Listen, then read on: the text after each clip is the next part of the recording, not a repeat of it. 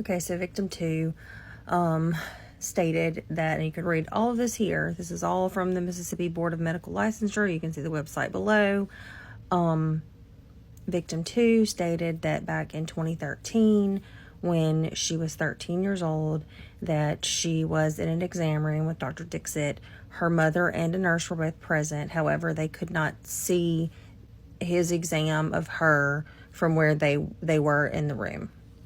So in her interview, she stated that Dr. Dixit fondled her breasts and touched her vaginal area with an ungloved finger or hand.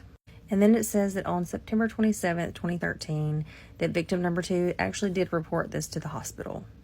So in all of this, then victim number 1 comes to light, and she reported that back in 2006, I believe, in the state of Florida, that Dr. Dixit had sent her mother out of the exam room, and so it was just him and the patient, who she was 17 at the time, in the exam room, and that he basically did the same thing as he had done to victim number 2, where he had fondled her breast and said that he was doing an exam, breast cancer exam, and then she had nephrosis secondary to kidney stones, and that he had actually completely removed all of her clothing and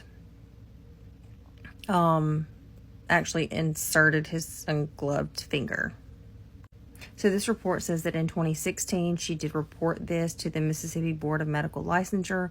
However, she never did report it in Florida, and since that was an incident that occurred in the state of Florida and not in the state of Mississippi, I don't think there was really ever any investigation done in the state of Mississippi because it was outside of their jurisdiction.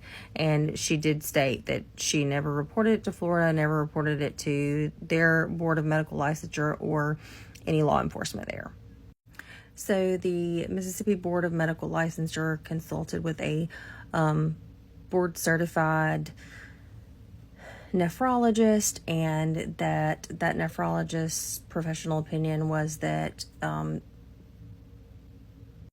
the nephrologist that they consulted said that there should never be any sort of vaginal exam for a problem with kidney stones, and that furthermore, nephrologists should never examine a pediatric patient for a breast cancer screening. And I'm sorry, but go to part 3.